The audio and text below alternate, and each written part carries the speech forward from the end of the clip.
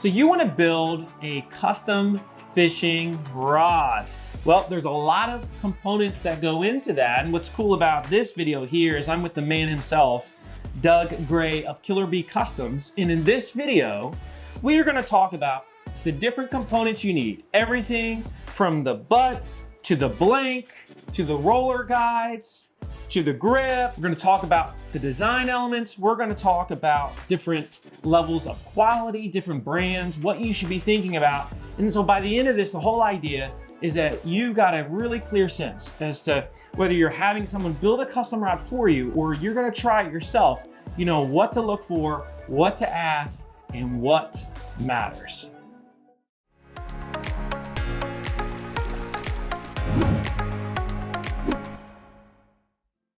We've got some different parts here. Let's just name the parts and then or components, and then we'll tackle each one as we go throughout the video. So if somebody is building a custom fishing rod, what are the components that make up, let's say, high quality versus low quality and everything in between? What do they need to be thinking about? Well, first you have to have a blank. And I get this question all the time. How do you start? What does a fishing rod look like when you get it? Well, believe it or not, it's a stick. These are made in all different shapes, sizes, configurations, flexes, materials, you name it, you can get all kinds of different things. What dictates quality though for these blanks? Consistency. Go with a reputable company. I use a lot of Rain Shadow blanks. Rain Shadow. Rain Shadow. Okay. Very common. Most people have heard of those. These are offshore blanks, which means they're basically fiberglass. Okay. There are other components that are used in some offshore rods. They incorporate carbon fiber, graphite. Have you had any experience with those really? They're lighter. I guess they had their benefits. I typically stick with glass blanks. They're the most durable blank you're going to get. Okay. And most of my customers are looking for something that's going to last them a lifetime in durability and service. Right. You built ours on Speechless, and are these the blanks? Yeah. And we've had zero issues with these, and they've come under a lot of, Charter Boat plus Bluefin Fishing have come under a lot of strain and pressure over the last 3 years, and we've not replaced anything since we started, so that's great. Okay, so the blank matters. You prefer fiberglass, although there are other options. Yes, for these offshore blanks. Yes. Now, obviously, when you get into lighter tackle, trout fishing and things like that, we get away from the glasses so much. Okay. And get it into more of your carbon and graphite and composite blanks because of the weight issue and sensitivity. Great. Okay, so our next component to consider is what? Well, you have basically three different types of rod butts. That's the part that you mount your reel on. Okay. First, we have just a standard straight butt, which is your reel is connected here, and as the name implies, it's just a straight rod butt. Now, the reason we would go straight, I'm guessing one that comes to mind pretty obvious is if we're using a fighting chair, if it's going in a fighting chair, you don't want the bent butt because then it affects the way the swivel on the the fighting chair works. Is that accurate or no? Somewhat. It's easier to place your rods around in your rod holders with the straight butts while you're trolling. Okay. When you get bent butts, there's different angles and they're leaning all over the place. And typically, I would say 90% of the rods that I build for, say, 50 class for tuna fishing, 90% of them are going to be straight butt. What makes a butt high quality? Because I'm sure you've seen a degree. Yeah. Right? Sure.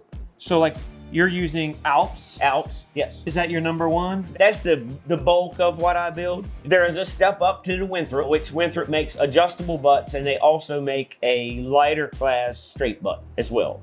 Okay, so you like the Winthrop as well? I do like Winthrop, very much so, yes. We use all of their roller guides, right? So, okay. And so the material that's used for these, is that like aluminum normally? Yes, they're aluminum. They're anodized aluminum. The Alps, there are several pieces combined when these are built. And actually the gimbal is not all one piece with the butt. but they have detents in here where this is pressed and epoxied together so that it won't twist on you. Okay. Okay, I have seen some where that bond has broken loose, and then you have a twisty butt That's no gimbal. good. It's not good at all. Nobody wants a twisty Nobody butt. wants a twisty butt. Yeah, I agree with that. All right, and so we've got the straight, and then we've got the two different curved butts. Can you Yes. tell us about that? Well, this is a bent butt. They come in several different sizes and configurations. This is a number 4 regular. Okay, so this would be built for specifically fighting out of a chair or like we do when we're bluefin fishing out of a rod holder. Mhm. Okay, Yeah. and it's just I think it's 30 degrees here.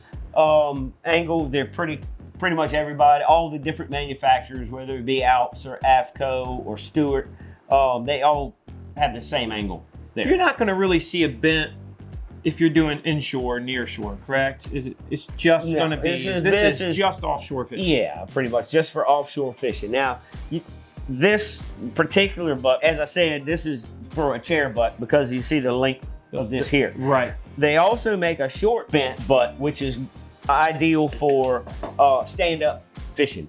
When you're fishing for big fish, say you have a 50 or 70 class rod, and you might be somewhere catching, you might be in off of Baja catching 150 to 200 pound yellowfin tuna. Yeah. Or even in the winter, after our commercial season is over, there are some guys that will go out and put themselves through the pain of catching They one of want to those do a giant stand-up. bluefins. Yeah, we've seen trips that say, "Hey, I want to do a stand-up." on a 50 or 70 class rod, and that's where you would use a shorter, the shorter butt, so it fits in your harness, gets the rod nice and low, and when the bent butt helps you, it gives you a little more mechanical advantage than a straight butt because you're able to fish that rod straight up and down, where you're utilizing the backbone, the butt section of that rod to hurt that fish and bring him up. Gotcha. And then we've got this, what looks like is this called an adjustable It's bent an butt? adjustable butt. That's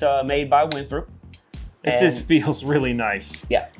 And the application of when we would want to use this versus the non-adjustable bent butt would be what? Well, it gives you the best of both worlds. Okay, so you could have this in a standard rod holder on your boat, and it's not sticking out at a funny angle and in your way. Mm-hmm. And you could start fighting the fish just standard straight with the bent butt, with the straight butt, to gain your line back until you get on top of that fish. Now, if you get into down and dirty and you're straight up and down on that fish, and you want the advantage of the leverage of Oh, wow. So you could adjust mid-fight. Absolutely. You push this button right here, Yeah. and it breaks right over and locks in. Locks in place. And now you've got the advantage of a bent butt when you're fighting that fish straight up and down and get a little better leverage on it. Right. With all that said, Winthrop also makes a larger one, which a lot of guys will use for the giant bluefin or marlin fishing. That one is pretty cool. It is adjustable from 90 or 0 degrees straight to 90 degrees bent, and it has increments. Every 10 degrees, you can adjust that to suit your specific application, whether you're drifting live baits or maybe sword fishing. That's where that comes into play. So you can adjust your line angle. Maybe on your buoy rod that's way out there away from the boat, you don't want your rod bent all the way over, but your down rod you would. Yeah. That'd be a good application for that type of butt. All right, great. So as we move up the rod here, guessing we've got these grips. Yep. What are they called in the custom rod world? They're just 4 grips. 4 grips. Yep. And Okay. this is what you're gonna pull on the rod with so you can turn the handle. So what do you find people prefer, right? Because we've got this almost like octagonal style, and then you've got this almost like threaded style. So what, and I'm guessing there's others too. Sure, there's smooth ones. Just a smooth EVA grip. Right, this And one, then- and this, yeah, so to your point, this one has it's perfectly smooth circle. Yep. So, like why do people choose what they choose? I know easy answer is personal preference, but have you found one is more popular than the others? Well, on our heavy tackle, the 130s and 80s that you're fishing out of a chair, you're or either a chair or a rod holder. When you're fishing out of a rod holder, you're not dealing with the handle at all. Yeah. We're cranking and pulling line and cranking. But if you're in a chair, Matters a lot. it matters a lot. You're going to be with heavy tackle. You're going to be clipped in with a bucket harness. So the bucket harness is actually holding your rod and the reel, but you're going to use your legs and you're also going to use your left hand. So this tri grip here fits your fingers really nicely. Right. And it's big, so you don't get a lot of fatigue on your hand by gripping something Right. small. So for heavy tackle, we like to use this larger diameter tri grip. Okay. For the 50s, the stand-up type of fishing, this is super. And I pretty much all I use anymore, unless somebody has a specific request. But it's an X-Cut grip. It's EVA, which is a dense foam. And this gives you really good grip. Your hand won't slip on this. It's comfortable. And they seem to be really popular. And this is what I build almost 100% of my offshore rods with, except for obviously the heavy tackle. Okay, perfect. All right, so now we've got the roller guides, right? That's right. So what do we need to know about that? Because this matters and it affects the cost quite a bit of a custom rod as well. It does. What we have here is we have a set that's Winthrop guides that's built for a 50 class rod, and then we have a set that's built for an 80 class rod. Obviously, the difference is size. You don't need quite as big a roller on a 50 class rod as you do your 80 or your 130. Maybe that pencil right there. Okay. You'll notice that even on the 50 class rod, you slide a number 2 pencil right through there. And this is the smallest guide. This is going to be the one closest to the tip top. Which is not the case on all guides with different brands out there. That's correct. So these Winthrops, these are aluminum. We've got another video that's out there that compares Winthrop versus AFTCO, as a matter of fact. And they're both great brands. You use Winthrop, you feel like it's superior. It definitely costs more.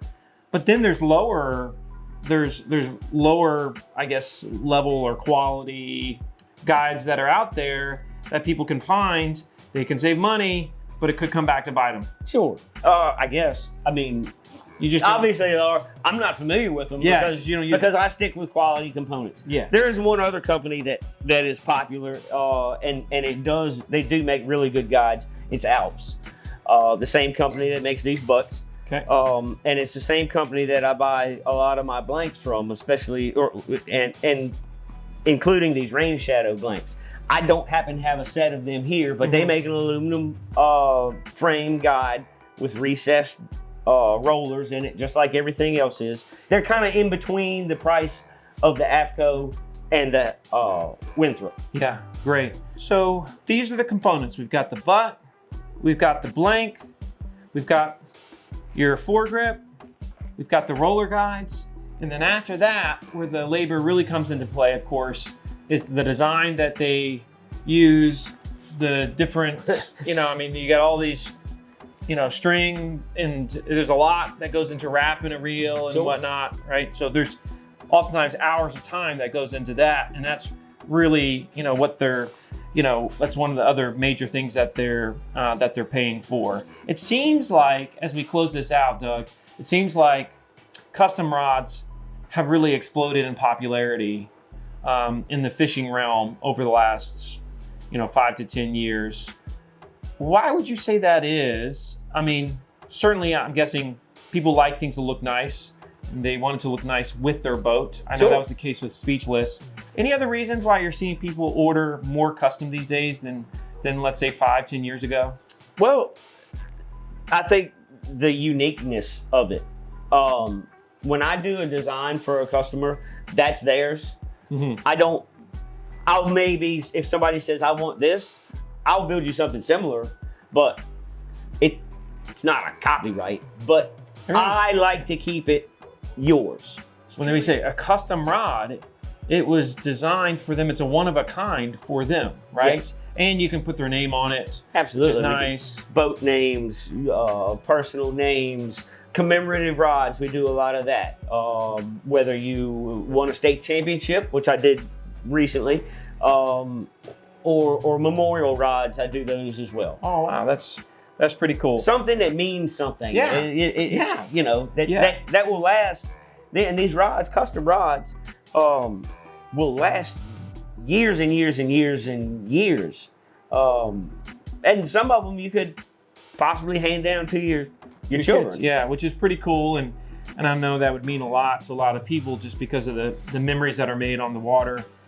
Hopefully this helps you now understand really what goes into it, the components you should be thinking about, you know, the difference in terms of the quality and the brands, whatnot.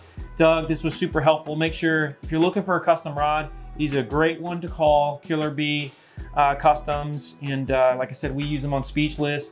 And if you're looking to go offshore fishing, make sure you come with us and you can mess around with these rods, see for yourself, and catch that big tuna. But until the next time, everyone, stay salty.